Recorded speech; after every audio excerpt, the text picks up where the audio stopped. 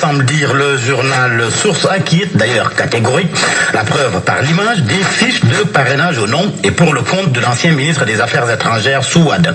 Le journal parle d'une décision irréversible de Maître Madické Niang de participer à la présidentielle de 2019. Source A renseigne aussi sur le travail de noyautage abattu en toute discrétion sur l'ensemble du territoire national par des hommes et des femmes proches du président du groupe parlementaire des libéraux et démocrates qui, aux yeux de mon confrère, marche lentement mais sûrement vers une candidature indépendante à la présidentielle, bien sûr. Et pour la mairie de Dakar, ils sont 3 sur la ligne de départ. 3 pour un fauteuil selon le journal Le Quotidien qui cite Soham Wardini, Banda Diop et Zator Mbaye. Et de ces 3, Benno ne soutient personne. C'est en tous les cas ce que Ibrahim Fall, conseiller municipal de l'APR, a confié au quotidien Le Quotidien, non sans préciser que Benno Bokk Yakaar ne va pas présenter de candidat.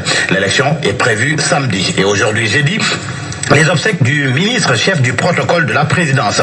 L'Obs informe que c'est aujourd'hui que la République du Sénégal va rendre les honneurs militaires à Bruno Diatta, décédé vendredi dernier. Inhumation au cimetière de Bel-Air où l'attendent et avec sobriété Senghor et son père Edouard Diatta. Souligne l'Observateur. Selon l'Obs, Wade sera absent, Diouf incertain et Macky sera le seul président aux obsèques. Aucun nom semble lui dire le quotidien LAS. Mon confrère annonce la présence du président gambien Adama Barrow. Et pour ce qui est de Abdou Diouf et d'Abdoulaye Wade, l'AS affirme qu'ils seront absents. L'affaire Omar Wade, à présent, l'affaire Omar Wade du nom de ce jeune Sénégalais qui a été tabassé par des militaires français. Son agresseur est connu. Son nom à la une de Libération.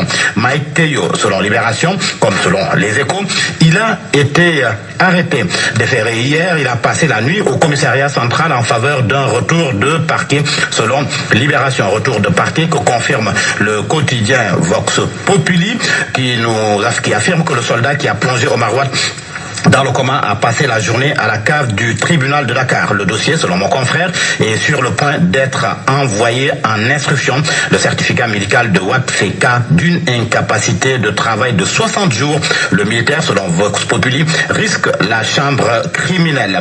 Et à la une de enquête, construction d'un bassin de stockage et d'infiltration des eaux, Touba Pofdi freine l'ONAS. Le marabout Serigne Amadou Mbacké a indiqué ne pas avoir été informé d'un deal du général des Mourides pour la réalisation d'un tel ouvrage. Le coût du projet était estimé à plusieurs centaines de millions de francs CFA pour résoudre les récurrents problèmes d'assainissement dans la cité religieuse de Touba et de ses environs.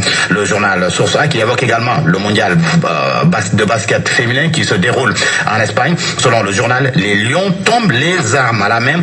Même titre donc à la une du quotidien Record, les Lions les armes à la main. Le quotidien Record qui s'intéresse à l'équipe nationale de football qui va rencontrer très prochainement le Soudan. Une question à la une de enquête: qui à la pointe de l'attaque? Moussa Konaté, Mbaye Niang ou Mbaye Diagne? On en saura davantage le jour du match. Merci Georges Diop, c'était la revue de presse.